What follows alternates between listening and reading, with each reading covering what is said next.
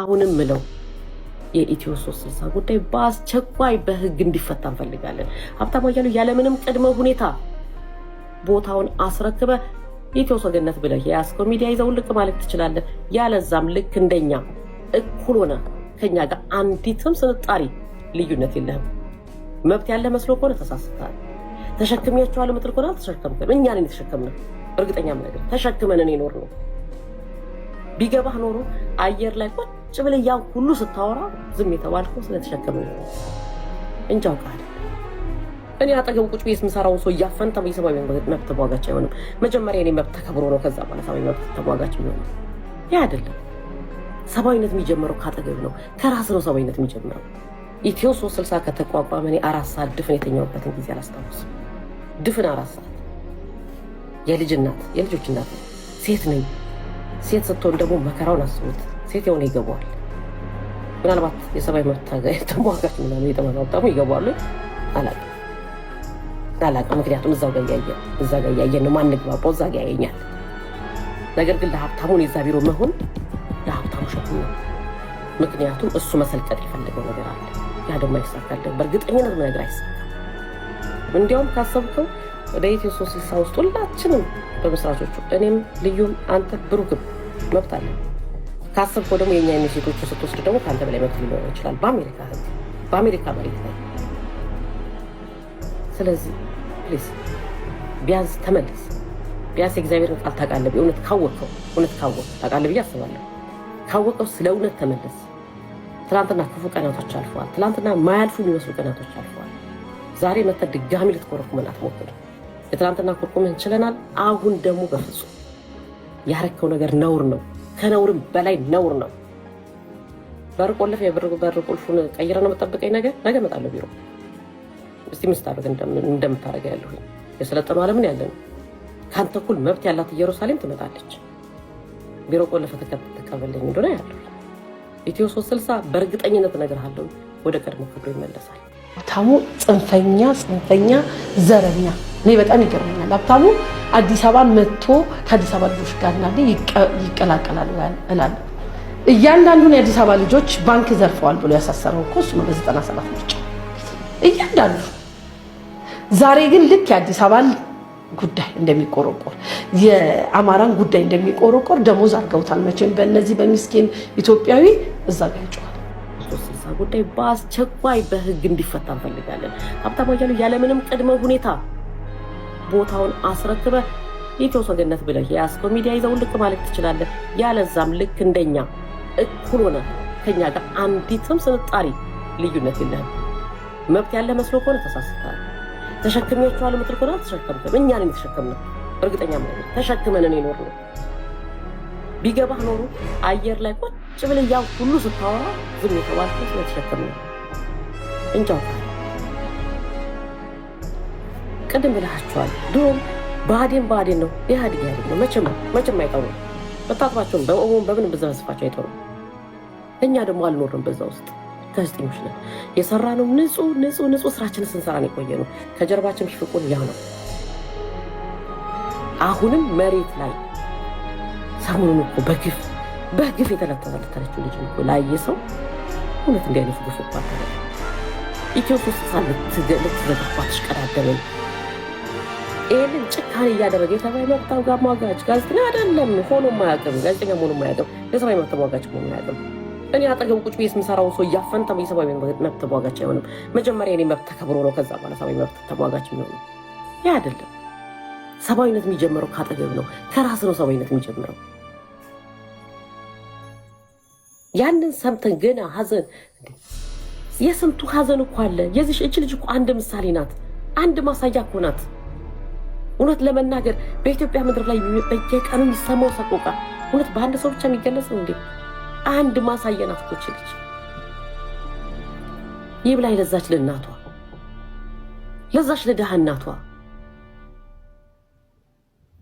ስለ እውነት ነው፣ ስለ እውነት ያሳዝናል። ስለ እውነት የደረስንበት ጊዜ አሁንም ምለው ያስረዘምኩት ይቅርታ ጠይቃለሁኝ። አሁንም ምለው የኢትዮ 360 ጉዳይ በአስቸኳይ በህግ እንዲፈታ እንፈልጋለን።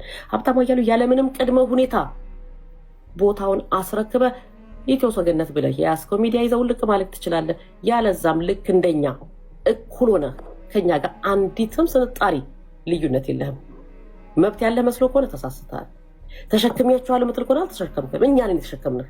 እርግጠኛ ምነግርህ ተሸክመንን የኖር ነው። ቢገባህ ኖሮ አየር ላይ ቁጭ ብለህ ያን ሁሉ ስታወራ ዝም የተባልከው ስለተሸከምን ነው እንጂ አውቀህ አይደለም። በመረጃ ደረጃ ቁጭ ብዬ ሌሊቷን የትኛው ሚዲያ ላይ ያልተሰማ መረጃ ነው የመጣው። አንድ ጊዜ ማን ነው ስሙን ረሳሁት። አንድ የመጨረሻ ፈንድሬዚንግ ላይ አደራ እንደው ስሙ ካልተሳሳትኩ ነው እንደው ያለፉትን 5 እና 6 ዓመታት በኢትዮጵያ ምድር አደራ ዘላለም አመሰግናለሁ ጌጥዬ። በኢትዮጵያ ምድር ላይ በተለይ በአማራው ላይ የደረሰውን አሰቃቂ ግፍ መስማት ከፈለጋችሁ የኢትዮ 360 ዜና ስሙን ያለው ከልብ አመሰግናለሁ። አደራ አግኝቼ ስላላመሰግንኩ በጣም ይቅርታ፣ ግን በዚህ አጋጣሚ ላመስግነው። በእውነት ነው የምነግርህ። ጎዳና ያዕቆብን ማመስገን እፈልጋለሁ። ሁልጊዜ ኢትዮ 360 ዜና በተለያየ አንግል አይቶ መልካም ስም ማለት መልካም ግንባታውን የሚሰጥ ጥሩ አስተያየት የሚሰጥ ሌሎችም አሉ እንደዚህ ስማቸውን እዚህ ጋር ስላላስፈቅኩ ማልጠቅሰው። ያ ሁሉ ግን የሚሰራው ግን እውነት ለመናገር ዋጋ ተከፍሎበት ነው። ኢትዮ 360 ከተቋቋመ እኔ 4 ሰዓት ድፍን የተኛውበትን ጊዜ አላስታውስም። ድፍን 4 ሰዓት የልጆች እናት ነኝ፣ ሴት ነኝ። ሴት ስትሆን ደግሞ መከራውን አስቡት። ሴት የሆነ ይገባዋል። ምናልባት የሰብአዊ መብት ተሟጋች ምናምን የተባሉ ሀብታሙ ይገባዋሉ። አላውቅም። ምክንያቱም እዛ ጋር እያየን ነው ማንግባባው፣ እዛ ጋር ያየኛል። ነገር ግን ለሀብታሙን የዛ ቢሮ መሆን ለሀብታሙ ሸክም ነው። ምክንያቱም እሱ መሰልቀጥ የፈለገው ነገር አለ። ያ ደግሞ አይሳካልን። በእርግጠኝነት ነገር አይሳካም።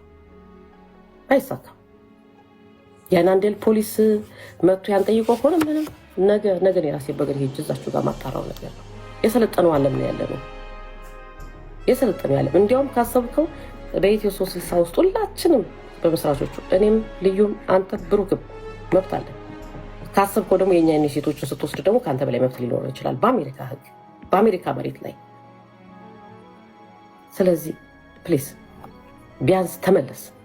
ቢያንስ የእግዚአብሔርን ቃል ታውቃለህ። እውነት ካወቅ ታውቃለህ ብዬ አስባለሁ። ካወቀው ስለ እውነት ተመለስ። ትናንትና ክፉ ቀናቶች አልፈዋል። ትናንትና ማያልፉ የሚመስሉ ቀናቶች አልፈዋል። ዛሬ መተህ ድጋሚ ልትኮረኩመን አትሞክር። የትናንትና ኮርኩመን ችለናል። አሁን ደግሞ በፍጹም ያረከው ነገር ነውር ነው። ከነውርም በላይ ነውር ነው። በር ቆልፍ የበር ቁልፉን ቀይረ ነው የምጠብቀኝ። ነገ እመጣለሁ ቢሮ። እስቲ ምስታደርግ እንደምታደርገ ያለሁኝ የሰለጠኑ ዓለምን ያለ ነው። ከአንተ እኩል መብት ያላት ኢየሩሳሌም ትመጣለች። ቢሮ ቆልፈ ተቀበለኝ እንደሆነ ያለሁኝ ኢትዮ 360 በእርግጠኝነት እነግርሃለሁ ወደ ቀድሞ ክብሩ ይመለሳል። እዚህ ያለነው በሙሉ ጋዜጠኞች ነው። የእናንተን ስሜት መጋራት ስለፈለግኩ ነው ጆይን ያረኳችሁ። እንዲህ አይነት አፈና በኢትዮ 360 ውስጥ ይኖራል ብዬ በፍጹም አስቤ ስለማላውቅ ይሄ አፈና እጅግ በጣም አስነዋሪ መሆኑን መናገር ስላለብኝ ይህን እድል ልጠቀም ብዬ ነው። በጣም እኔም እዚህ ያለሁበት ቦታ ላይ ስብሰባ ውስጥ ነኝ። 5 ደቂቃ ነው አቋርጬ የወጣሁትና በሆነው ነገር በጣም አዝናለሁ። ነገር ግን እኔ እዚህ ደረጃ ከመደረሱ በፊት ነገሮች በህጋዊ መልኩ ወይም ደግሞ የድርጅቱ የተቋሙ ህገ ደንብ በሚፈልገው መልኩ ወይም በሚፈቅደው መልኩ እንዲከናወን ውስጥ ትግል ከሚያደርጉ ሰዎች መካከል አንዱ ነኝ። ያን ነገር ስናደርግ ነው የቆየነው። ከምንም በላይ ማዝነው ቦርድ ተቋቁሟል። ቦርድ የሚባለው አካል ምንም አይነት እስከዛሬ ድረስ ለተፈጠሩ ነገሮች እስከዛሬ ድረስ ለሆኑ ነገሮች ምንም አይነት ሪስፖንድ አለማድረጉ ምንም አይነት ነገር ለማድረግ ችግሮቹን ያውቃል። ወደኋላ ምናልባትም ኢትዮ 360 ሰራተኞች ሲለቁ አልጠየቀም። ሰራተኞቹ ለምን ሄዱ፣ ለምን ለቀቁ፣ ምንድነው ችግሩ ብሎ አላወያየም። እነኚህ ነገሮች ሁሉ ወደኋላ ተመልሶ ማንሳት ይቻላል። አንድም ቀን ምላሽ ሊሰጥ አልቻለም። አሁን ህገወጥ ነገሮች ይከናወናሉ። ፕሮፌሽናል ያልሆኑ ነገሮች በተቋም ውስጥ ይከናወናሉ። የዛሬውን ጨምሮ ከዚህ በፊትም የተከናወኑ ነገሮች አሉ። እነኚህ ነገሮች ሲከናወኑ ዝም በማለቱ በጣም ባዝንም ህጋዊ ነገሮችን መከተል አስፈላጊ ስለሆነ ብለን ኢየሩሳሌም ጋራ አንድ ደብዳቤ ጽፈን ነበረ ለቦርዱ ማለት ነው። ቀጥታ ኢየሩሳሌም እንግዲህ ብዙ አታች ያደረገችልኝ ደብዳቤ አለ። እያንዳንዱን ስቴፕ የሄደችበት አለ። በጣም በዚህ አጋጣሚ ልትመሰገን ይገባታል። ፕሮፌሽናል የጠበቁ ነገሮችን አድርጋለች ለእያንዳንዱ ነገር። ምናልባትም እኔ ያንን ጠብቅ ያላረኩም እኔ ቦርዱ ጋር ነው ትኩረት የነበረው። ምክንያቱም ህጉ በሚጠይቀው መሰረት ቦርዱ ኢንቮልቭ እንዲያደርግና ይህን ችግር እንዲፈታ እድሉን ለማግኘት ሞክሬ ነበረ። ግለሰቦቹ ቦርድ አባላትም ስልካችንን አያነሱም። ጥቂት ሰው ነው ስልክ የሚያነሱት። ደብዳቤ ጽፈናል፣ ህጋዊ ደብዳቤ በአስቸኳይ በ3 ቀን ውስጥ እንዲጠሩንና ነገሮች እዚሁ እንዲፈቱ። ይሄ ነገር ከመከሰቱ በፊት መሆን የነበረበት ነው። ይሄም አልሆነም። ስለዚህ እነሱ ዝም ማለታቸው ቤቱ በጣም ህግ የሚያውቁ ሰዎች ናቸው የምገምታቸው ሰዎች ህግ ሲያጠፉ ሳይ ያናድደኛል። እና እንዲህ አይነት ነገሮች ተከስተዋል። ህግ በጠበቀ መልኩ ስርዓት በጠበቀ መልኩ ይሄ ኢትዮ 360 የህዝብ ነው ተብሎ ሁላችንም የምንናገርለት የምንመሰክርለት ለዛም ደግሞ ዋጋ የተከፈለለት ስለሆነ የህዝብን ተቋም የግል ማድረግ አይቻልም። ወይም ደግሞ በአንድ ሰው አስተሳሰብ፣ በአንድ ሰው አመለካከት፣ በአንድ ሰው ዙሪያ እንዲከበብ ማድረግ ተገቢ አይደለም የሚል አቋም አለኝ። ይህንንም እቃወማለሁ፣ የዛሬውን ጨምሮ ማለት። የዛሬው ግን በጣም አስከፊ ነው። በአንድ ጋዜጠኛ ላይ እንዲህ አይነት አፈና ማከናወን ማለት አብይ አህመድ ምንም ልንቃወም አይገባም። በቃ አብይ አህመድን መቃወም ማቆም አለብን። እንደዚህ አይነት ነገር ካደረግን በምንም ታምር የትኛውንም ሀሳብ ላንጸባርቅ፣ የትኛውንም አመለካከት ላንሸራሽር፣ ያን አመለካከት በአመለካከቱ መቃወምና መመለስ ሲቻል አትናገሩም ብሎ ጉሮሮ ማነቅ ግን በጣም ምናልባትም ነውር በሚለው ቋንቋ ነውር ነው። በጣም ነውር ነው። ደግሞ በተለይ ለሌሎች ድምፅ ሆናለው የሚል አካል እንዲህ አይነት ነገሮችን አድርጓል መባሉ እንግዲህ በቅርበት እናንተ ናችሁ የነበራችሁትና እኔ ውጭ ስለሆንኩኝ ያወቅኩት ነገር የለም። ከእናንተ የሰማሁትን ነው የምናገረው እና 100% በቃ የነውር ጥግ ነው ብዬ ነው የማስበው። ለጋዜጠኛ አሁን ሌላው ነገር ለጋዜጠኛ ይሄ የመጨረሻው ሞት ነው። በቃ ድምፅህ አትናገርም ተብሎ መታፈን። አብይ አህመድ 200 እና 300 ጋዜጠኞችን አፈነ፣ አሳደደ፣ እንዲያረገ ስንል የምንውል ሰዎች ራሳችን ስናፍን እጅግ በጣም የሚያሳዝን ነውና ይሄ ነገር ተከስቶ ባላይ ደስ ይለኝ ነበር። እኔ ባለሁበት ተቋም ውስጥ እኛ ባለንበት ተቋም ውስጥ ዋጋ ከፍለናል የምንልበት ተቋም ውስጥ ባይሆን ደስ ይለኝ ነበር። ሆኖ አየሁት። የታሪካችን አንዱ አካል ይሆናል ማለት ነው። ምናልባትም ወደፊት መዝገብ የምናስቀምጥ ከሆነ በመዝገባችን ውስጥ የሚቀመጥ አንድ ጥሩ ነገር ይሆናል ማለት ነው። ጥሩ ነገር ማለት ለማስተማሪያ። ብዙ ግጭቶች በመካከላችን አሉ፣ ብዙ አለመግባባቶች አሉ፣ ብዙ ነገሮች አሉ። ግን አልተፋፈንም። አንዱ ለማፈን ተካሂዶ አያውቅም። እና ማናችንም ቢሆን ስንታፈን ከአፈናው ላለመሞት የምናደርገው ጥረት ብዙ ነገሮች ሊያናግሩን ይችላሉ። አሁን ላለመሞት እየተደረገ ያለ ጥረት ነው። እሷ ላይ የመጣው ነገር ጄሪልና ነጌጥዬ አፈወርቅ ላይ የመጣው ነገር ነገ እኔ ላይ ይመጣል። በአጋጣሚ ሆኖ ሶስቱም ፕሮፌሽናል ጋዜጠኞች ናቸውና ያውቁታል። ፔኑ ለሌሎች ድምፅ መሆኑን ያውቁታል። ሌሎች ሲታፈኑ ምን ያህል እንደሚቆረቁር ያውቁታል። እና ይሄ በመሆኑ በጣም አዝናለሁ። አሁንም ነገሮች በውስጥ ቢፈቱ ደስ ይለኛል። ያንንም ነው የምንጥረው። ቫዮለንት የሆኑ ነገሮች እንዲኖሩ አንፈልግም። ስለዚህ አሁንም ቢሆን የኢትዮጵያ ሕዝብ ይሄ ተቋም የኢትዮጵያ ሕዝብ ነው ብለን የኢትዮጵያ ሕዝብ አዋጥቶ ያቋቋመው እስከሆነ ድረስ የኢትዮጵያ ሕዝብ በዚህ አካባቢ ያሉ በቅርበት በየትኛውም ዓለም ያሉ በጨዋ ቋንቋ ተቋሙ የሚቀጥልበትን ነገር ማመቻቸት ያስፈልጋል። ሁላችንም አንድ ድምፅ ነው ያለን እዛ ቤት ውስጥ። ማንም የተሻለ ድምፅ የለውም፣ ማንም የበለጠ ድምፅ የለውም። ሁላችንም የሚመራን ደንቡ ነው። በደንቡ መሰረት ህጉን ጠብቆ ማንም ሰው መሄድ አለበት። አፈወርቅ አውሮፓን ያለው ጌጥዬ ትላንትና ጫካ ነበረ፣ ዛሬ ተሳዶ ሰው ሀገር ነው ያለው። እኛ አሜሪካን ሀገር ነው ያለነው። ወደ ሀገራችን ድንጋባ የተደረግንበት ተቋም ነው። ሽብርተኝነት የተከሰስንበት ተቋም ነው። ብዙ ነገሮቻችን ቤተሰቦቻችን ክብር ያጣንበት ነው። ቤተሰቦቻችን ሲሰደቡበት የነበረ ተቋም ነው። ይሄ ተቋም እርስ በርስ ተፋፍኑ ማለት በጣም በቃ ለቃላት በሁሉ አይመችም ይሄን ነገር ማድረግ።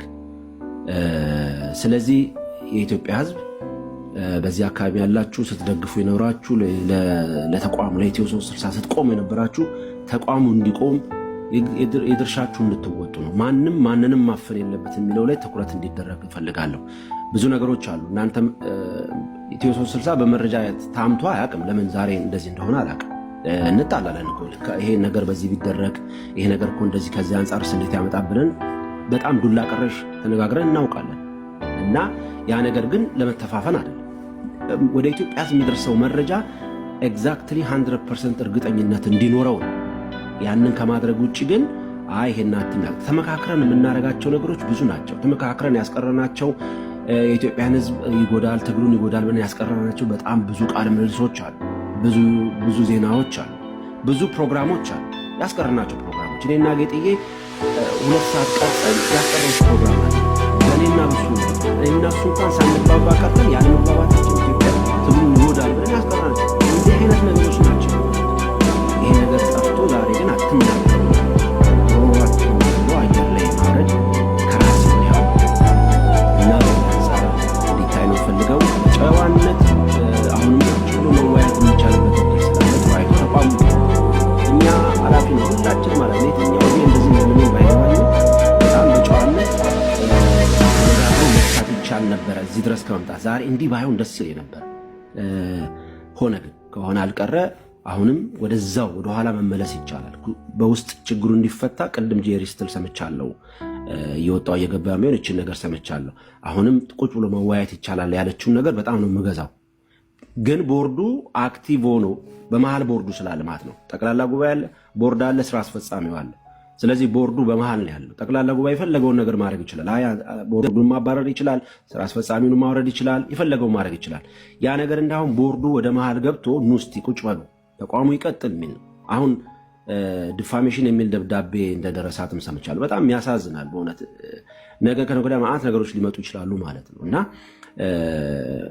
አሁንም ቢሆን በጣም ረጅም ሰዓት ስለሌለኝ እንደ ልቤ አላወራም። በጣም ይቅርታ ጠይቃለሁ። በውስጥ የሚፈታበት እንፈልጋለን። ቦርዱ ይሄን አጋጣሚ ተጠቅሜ እንደሚሰሙ እርግጠኛ ስለሆንኩ ቦርዱ የላክንለትን ደብዳቤ አይቶ ቁጭ ብሎ በዚህ በ3 ቀን ውስጥ እንዲያነጋገረን እንጠይቃለን። ለሚመጣው ኃላፊነት ለሚከሰቱ ነገሮች ሁሉ 100% ቦርዱ ኃላፊነቱን እንደሚወስድ ማስጠንቀቀናል። ያ ነገር ይሄንንም እድል ተጠቅሜ ኃላፊነቱን ትወስዳላችሁ የሚል ነገር ማሳሰብ ፈልጋለሁ። ስላቋርጣችሁ በጣም ይቅርታ። ከዚህ በላይ መናገር አልችልም። ያለውበትን ነገር መግለጽ ስለማይገባኝ ነው እንጂ ጥሩ ስላልሆነ ከዚህ በላይ ማውታችንም። እግዚአብሔር ይስጥልኝ። እናንተ ውይይታችሁን ቀጥሉ። በቻልኩ ሰዓት ሰማችኋለሁ።